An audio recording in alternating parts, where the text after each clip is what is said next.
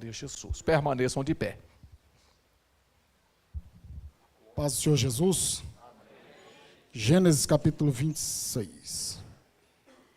Glória a Deus.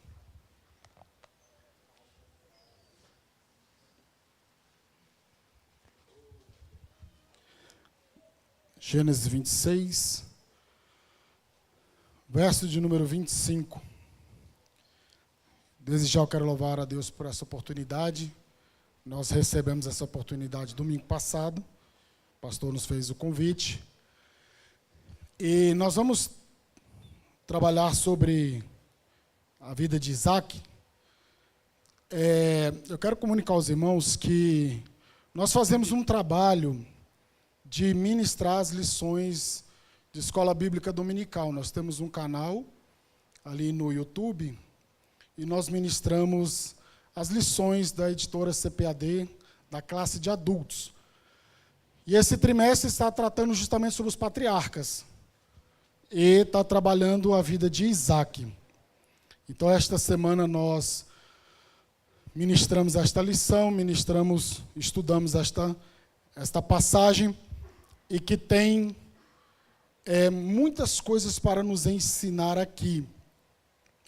E se você deseja conhecer o nosso trabalho ali, é PRJCB Martino, que nós temos esse canal ali, nós divulgamos uma pré-aula para ajudar os professores, os alunos, ajudar aqueles que querem aprender mais a palavra do Senhor. E nós tratamos sobre Isaac, e eu quero compartilhar com os irmãos sobre o que está sendo dito aqui. Verso 25. Isaac construiu ali um altar e invocou o nome do Senhor.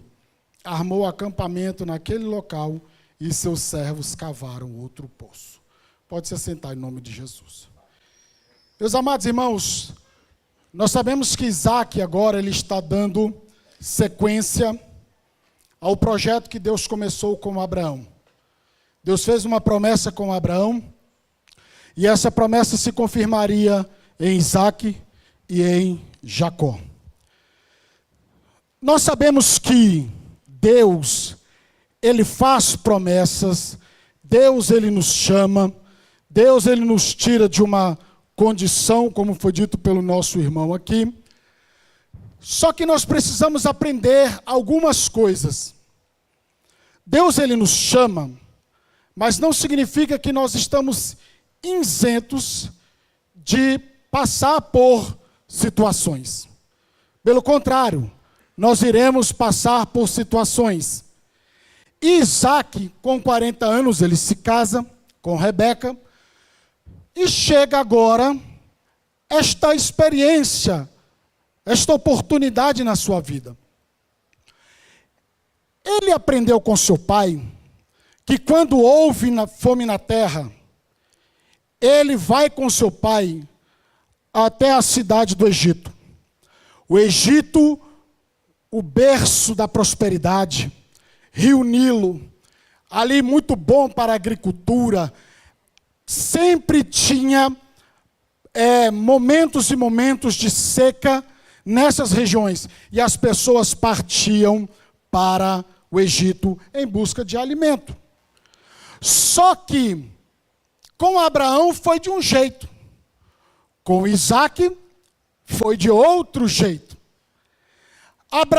Isaac aprende com seu pai Abraão, e ele pensa: sou homem da casa, tenho fome, então eu vou para o Egito. Ele planejou em seu coração de ir para o Egito. Só que quando ele planeja e ele pensa em ir para o Egito, prontamente Deus diz a ele, nós estamos no começo do capítulo 26, o Senhor aparece, e Isaac se muda para Gerar, e tinha o pensamento de prosseguir viagem. Só que Deus aparece a Isaac, e disse: não desça ao Egito, faça o que eu mandar, habite aqui como estrangeiro, e eu estarei com você e o abençoarei, conforme prometi solenemente a Abraão, seu pai. Farei que seus descendentes sejam tão numerosos quanto as estrelas do céu, e darei a ele todas estas terras, por meio de sua descendência, todas as nações da terra serão abençoadas. O que eu acho interessante é que ele não questiona, ele não racionaliza, mas ele, seguindo o modelo do seu pai, seguindo o exemplo de seu pai, ele prontamente acata a ordenança divina de permanecer em Gerar. As pessoas vão para o Egito. Gerar era uma região desértica, mas nós precisamos passar por situações para adquirirmos maturidade espiritual. Deus, ele nos ensina através da prática, através de situações. Nós recebemos a palavra, nós recebemos a teoria, mas Deus, ele quer que nós coloquemos em prática esta palavra. Deus tem uma promessa na minha vida e vai agir de uma forma diferente. Deus vai agir diferente na tua vida. Ou seja, as coisas não são iguais e nós temos que pontuar. Uns recebem mais, outros menos. Um Deus faz de uma maneira, outro Deus faz de outra. Nós temos que entender que em toda e qualquer circunstância, Deus está no controle e Ele não perde no controle. Ele não perde o controle. Deus permitiu Abraão ir para o Egito, mas Isaac não foi permitido ir para o Egito. Ele permaneceu em Gerar, porque agora Isaac precisava ter experiências com Deus. Abraão teve muitas experiências com Deus, agora Isaac também precisava ter a sua experiência com Deus, e é nessas situações que nós aprendemos com Deus, é nas situações de adversidade que Deus trabalha conosco. Aleluias. Esses dias faltou água lá em casa. E foi muito ruim. Foi muito complicado. Quando falta água na sua casa, de vez em quando a Saniago quebra tudo aí, não arruma, né? E aí não avisa. E a gente fica sem água. Fica muito difícil. Almoço, limpar a casa, lavar as roupas. Ou seja, a falta de água causa um problema muito grande. Isaac, ele estava numa região que aparentemente não era propícia a achar água. E quando ele aceita a ordem de Deus de permanecer em Gerar, diz que ele, no versículo 12, que foi a nossa leitura oficial da palavra, que naquele ano Isaac plantou lavouras, colheu 100 vezes mais cereais que havia semeado, pois o Senhor o abençoou. Isaac, ele firmemente toma uma decisão diante de uma situação crítica. Ele vai semear, ele vai trabalhar contra o curso normal das coisas. Ele vai semear em uma região que havia aridez. Ou seja, nós em nossas vidas, quando estamos em adversidades, nós temos que semear, mesmo que tudo esteja ao contrário, mesmo que tudo esteja dizendo não, você não pode deixar de semear a palavra de Deus, ou de semear o que quer que seja na sua vida, aleluia. Você não pode deixar de semear. O ordinário você faz, o extraordinário é Deus quem faz. Percebam que ele começa a semear e ele vai colhendo 100 vezes mais. Que negócio abençoado é esse que ele semeia? Eu já plantei uns milhos em casa uma vez, e aí eu numa cova eu jogava uma semente, aí de repente aparecia mais. É basicamente isso daqui. Isaac está semeando, Isaac está ali fazendo o que precisava ser feito. Ele não poderia sentar, ele não poderia cruzar os braços, alguma coisa ele tinha que fazer. Ele tinha uma família para sustentar, ele tinha que fazer alguma coisa. E ou seja, ele estava debaixo da promessa de Deus, ele estava debaixo da bênção de Deus. Ei, saiba de uma coisa, que Deus, ele está atento às situações que você está passando. A promessa de Deus ainda está sobre a sua vida. Eu estou semeando, parece que eu não vejo nada. Eu estou plantando, mas parece que eu não estou colhendo nada. Aquele que leva semente, aquele que vai andando e chorando, ele volta trazendo consigo os seus molhos. Ele colhe, irmãos, você colhe. Só que vamos prosseguir avante. Deus faz 3 promessas a Isaac, irmãos. Eu serei contigo, presença. Eu te abençoarei, providência. Eu te multiplicarei, descendência. Isaac enfrentou agora, porque ele começa a prosperar, ele enfrenta a inveja dos filisteus, a suspeição e rejeição de Abimeleque e a contenda dos pastores de Gerar.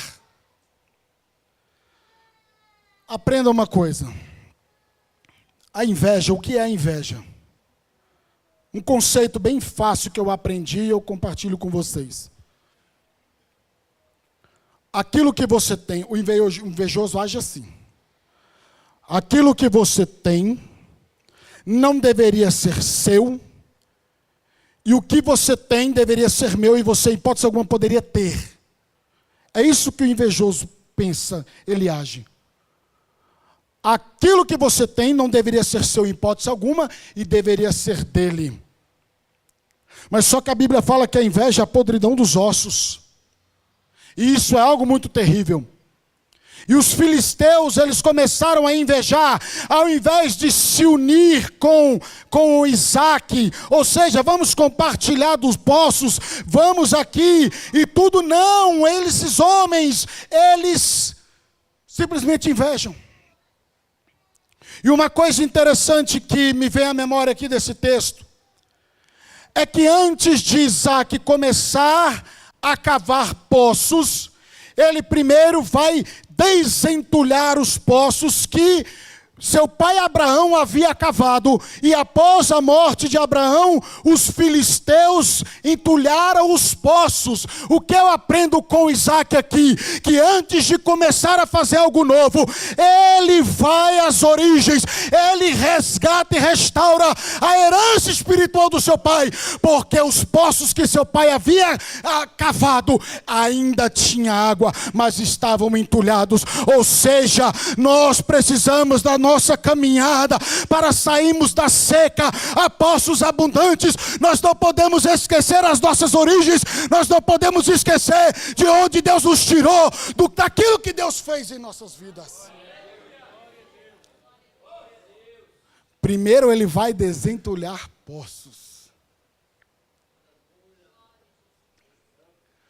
para depois começar a cavar. Olha que coisa gloriosa que diz o texto bíblico. E Isaac, diante dessa situação, Abimeleque pede para que ele se vá.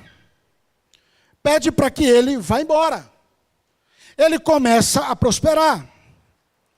E ele começa a desentulhar os poços. E ele vai e se estabelece no vale de Gerar, onde arma suas tendas, reabre os poços que seu pai havia cavado e que os filisteus haviam fechado depois da morte de Abraão. E os servos de Isaac, verso 19, também cavaram no vale de Gerar e encontraram uma fonte de água. Esta água é nossa, diziam eles. Por isso Isaac chamou o poço Ezeque, que é o poço da contenda. Quando você se dispõe a caminhar na presença de Deus, você recebe ataques de todos os lados. No mundo tereis aflições, mas tende bom ânimo. Jesus não prometeu vida fácil, de forma nenhuma. Ele não prometeu nada disso. Jesus não prometeu carro, Jesus não prometeu casa, Jesus não prometeu nada disso. O que Jesus fez foi morrer na cruz do Calvário para perdoar pecado, nos resgatar. A bênção é uma consequência. Nós não estamos subscrevendo a teologia da prosperidade, nem tampouco a teologia da miséria. Porque prosperidade também não se resume somente ao financeiro. Tá, irmãos? Então vamos deixar isso bem pontuado aqui. Só que Isaac, na sua caminhada, ele deixa a contenda de lado. Ele deixa o conflito. Há uma frase que estão dizendo muito por aí: eu cansei de ter razão e prefiro ficar calado. E o apóstolo Paulo diz em 1 Coríntios capítulo 6, verso 7, que ele aprendeu a sofrer o dano. Muitas vezes é melhor você achar que está perdendo para ganhar lá na frente. Por um bem maior, por um propósito maior.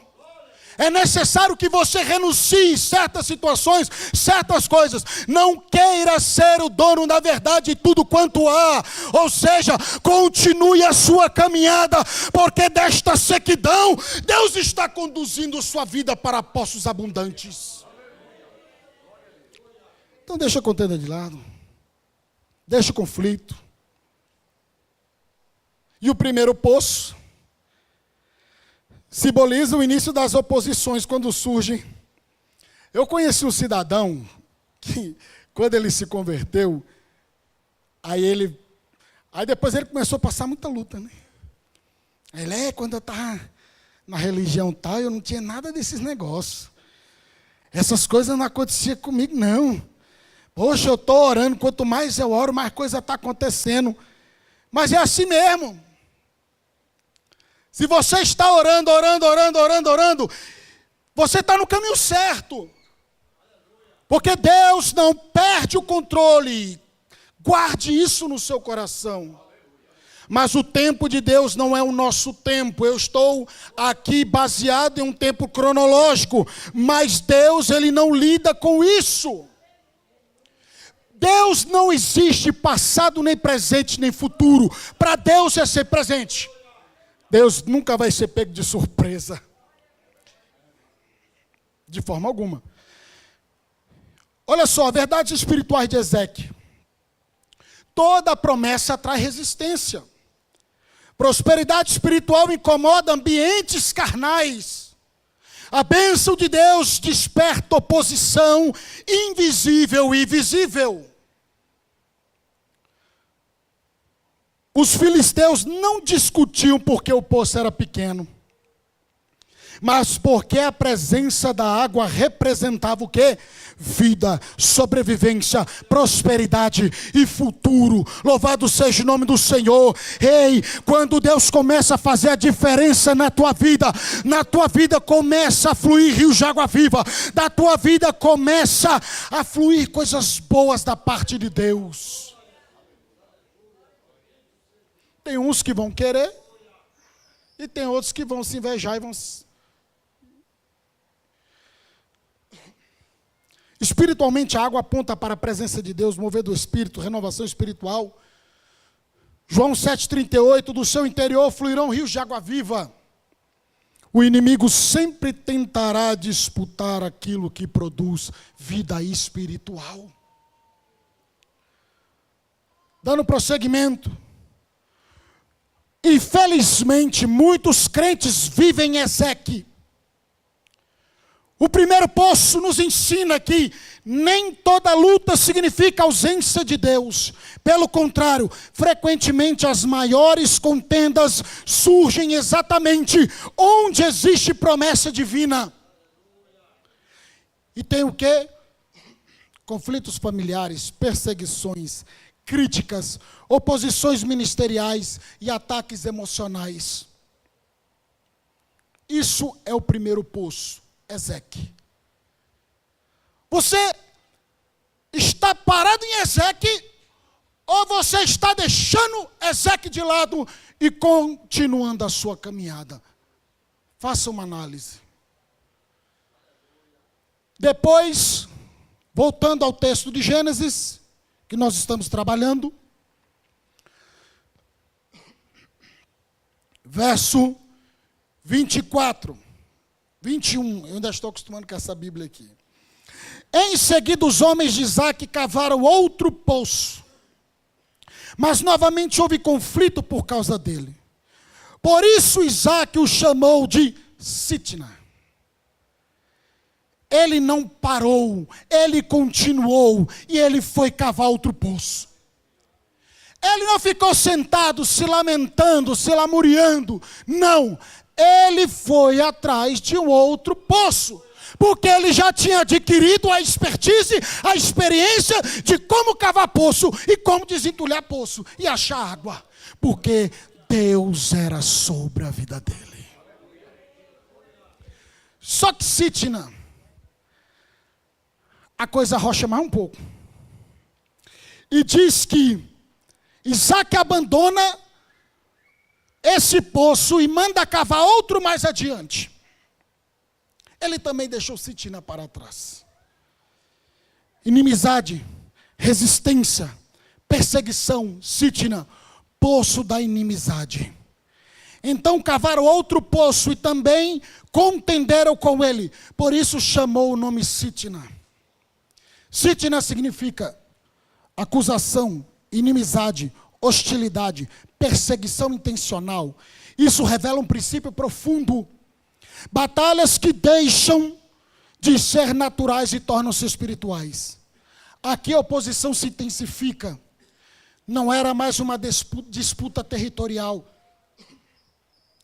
Agora havia resistência pessoal contra Isaque.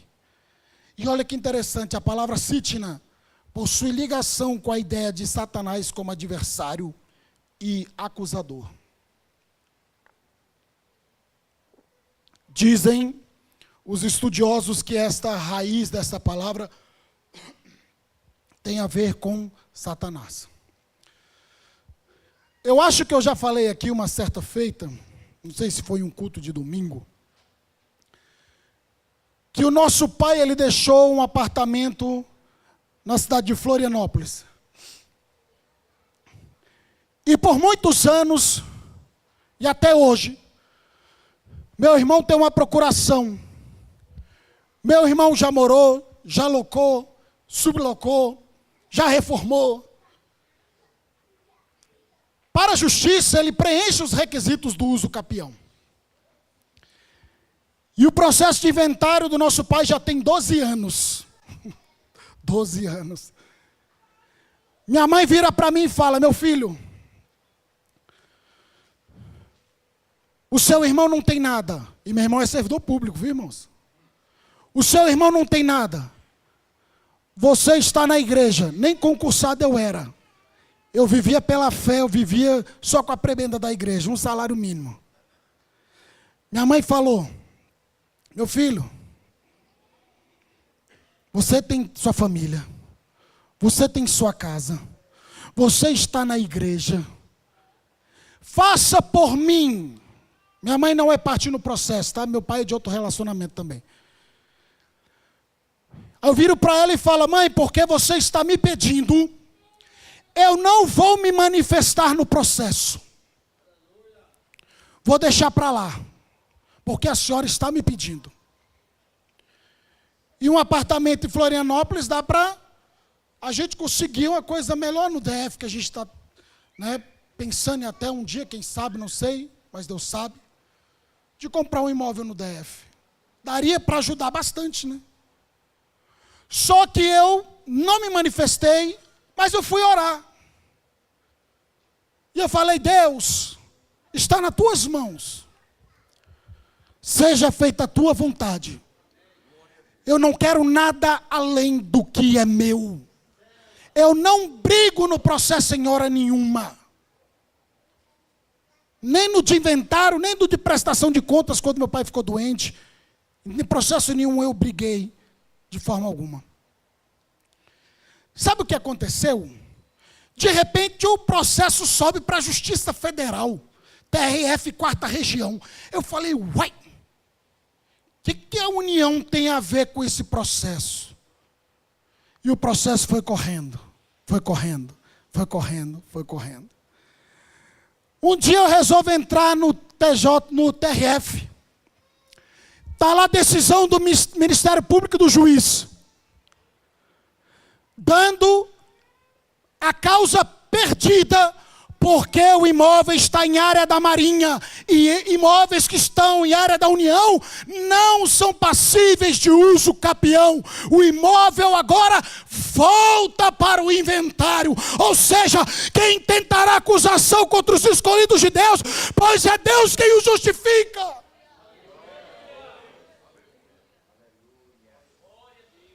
E o bom é que eu não precisei nem gastar com advogado, né? Que é o advogado, né? Já estava lá no negócio. Eita misericórdia, vamos seguindo. Aí ele deixa a Citina para lá. E ele vai para outro lugar. E ele cava um poço. E aquele poço começa também a abundar. Bastante água. E aquele poço foi chamado o Poço do Alargamento. Reobote significa espaço preparado por Deus. Depois da contenda e resistência, tem o Reobote. Deixe Ezequiel, deixe Citina de lado e vá, porque há um Reobote preparado na tua vida. Aleluia, louvado seja Deus. Reobote representa vida espiritual, maturidade, descanso após a guerra. E aí ele vai, está desfrutando de uma paz. Aí de repente chega Abimeleque, Alzate e Ficol. Aí ele pensou, não é possível que esses camaradas voltaram de novo para me atribular a vida. Isaac fala assim, espera lá, o que está acontecendo? O que está acontecendo agora? Espera lá. Vocês quiseram Ezequiel, eu saio fora. Vocês quiseram Citina, beleza, eu saio fora. Agora eu estou com o Reobote. Não, Isaac, é o seguinte. A gente viu que Deus é na tua vida. E agora a gente quer fazer uma aliança. Ei, aleluia. Deus vai fazer com que aquelas pessoas que te feriram, Deus vai fazer, aleluia, elas verem que Deus é na tua vida. Nem tampouco estou pregando a teologia da vingança, viu? Quem te viu passar na prova e não te ajudou, quando vê você na bênção, ou a roda vai girar, esquece isso da tua cabeça, viu? Tira isso da tua cabeça de que a roda vai girar.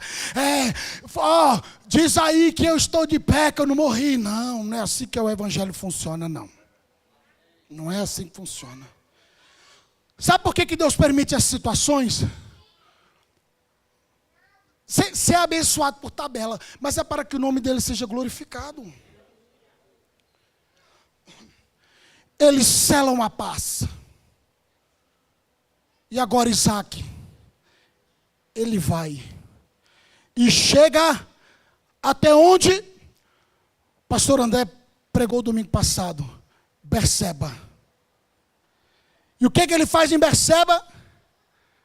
Ele levanta um altar, porque ele aprendeu com seu pai construir altares. E olha que coisa interessante, quando eles estavam selando a paz, os servos de Isaac chegam e falam: Isaac, nós achamos um veio d'água, Isaac, olha que bênção.